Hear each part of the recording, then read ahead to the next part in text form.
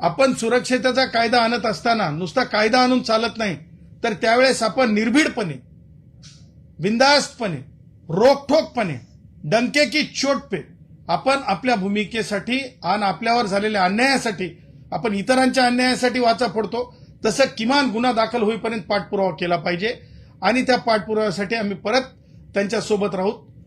आता दुसरा जो मुद्दा मला आपणाशी बोलायचा आहे तो मुद्दा म्हणजे एकनाथ शिंदे साहेब किंवा उपमुख्यमंत्री महोदय, मी तुम्हाला परत आज सांगत आहे, एकापाठ एक विषय बाहेर येत आहेत, उत्तरं तर द्यावं लागत राहतील। मला सांगा, नाशिकच्या गरिबांच्या कष्टकऱ्यांच्या झोपड्या तोडल्या, ज्या की कायदेशीररित्या तोडता येत नाहीत, हे सगळ्यांना आता कळून चुकलेलं आहे। विधानसभेमध्ये त्या बाबतीमध्ये अनेकांनी प्रश्न उपस्थित केलेत, परंतु नाशिकच्या कष्टकऱ्यांच्या बाबतीमध्ये उदय सामंतांनी त्यांची भूमिका, त्यांच्या त्या एमआयडीसीची भूमिका ही लक्षात आणत असतानाच कष्टकऱ्यांनी तिथल्या, झोपडीधारकांनी तिथल्या शिंदे टोळी असं नाव दिलं, शिंदे टोळी असं नाव दिलं। काल पत्रकारांना मारहाण झाली, म्हणजे मारहाण झाली म्हणण्यापेक्षा मारहाणीपर्यंत ती गोष्ट जात होती।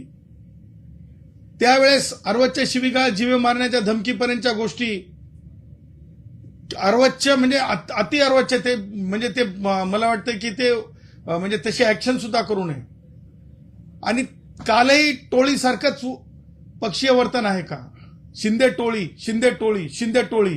आणि तिसरं, हे घ्या, हे घ्या, हा कोण प्रभाकर काळे सगळ्यांना माहिती नाही का? सगळ्यांना माहिती आहे हा प्रभाकर काळे। ह्याच्या बाबतीमध्ये कधी बोलणार आहात? ह्या प्रभाकर काळेचा काय रोल आहे? मग मला सांगा, ह्या अशा प्रकारे वसुल्या, त्याचबरोबर पत्रकारांना धमक्या, त्याचबरोबर गरिबांचे घरं तोडणे, हे पॉलिटिकली आयडिओलॉजिकली फिट आहे का ही गोष्ट? जर ही गोष्ट पॉलिटिकली आयडिओलॉजिकली फिट नसेल, त्याचं कारणही हे आहे का त्याचं कारण? एकनाथ शिंदे ना मला प्रश्न विचारायचा आहे, भारतरत्न डॉक्टर बाबासाहेब आंबेडकर यांचे विचार हे सर्वंकष सगळ्यांना जे आहे लोकशाहीचे दिशानिर्देश देत असतात, ते मान्य नाही आहेत का? ते मान्य नाही आहेत का? मला कुणालाही म्हणायचं नाही लबाड लांडगा ढोंग करतंय, मला म्हणायचं नाही लबाड लांडगा ढोंग करतंय, मला म्हणायचं नाही, परंतु हे सगळं काही टोळीसारखंच शिंदे टोळी म्हणून चालणार आहे का?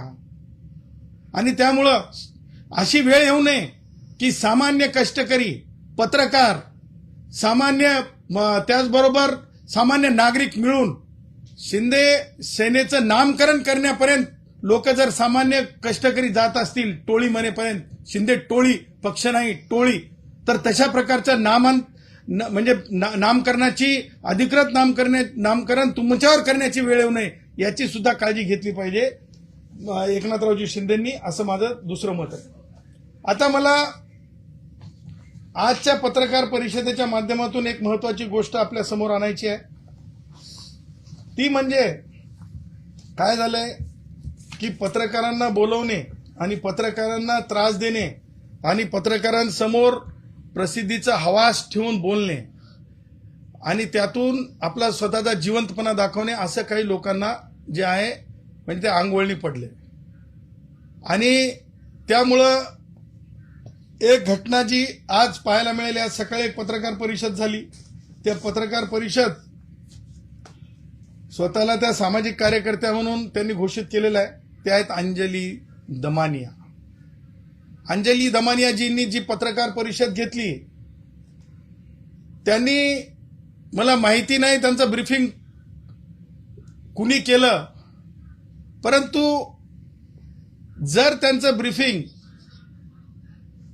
अशा कारणासाठी केलं गेलं असेल की सामान्य माणसाच्या, महाराष्ट्रात उत्पन्न होणाऱ्या रोजीरोटीवर जर ते पडणार असेल कुऱ्हाड म्हणून, तर अंजली दमानियाजी, तुमच्या विचाराची महाराष्ट्रात कोणी गय करत नाही, तुम्हाला कोणी तुमच्या विचाराला विचारणार नाही, तुमच्या विचाराची पातळी जर सामान्य कष्टकऱ्याला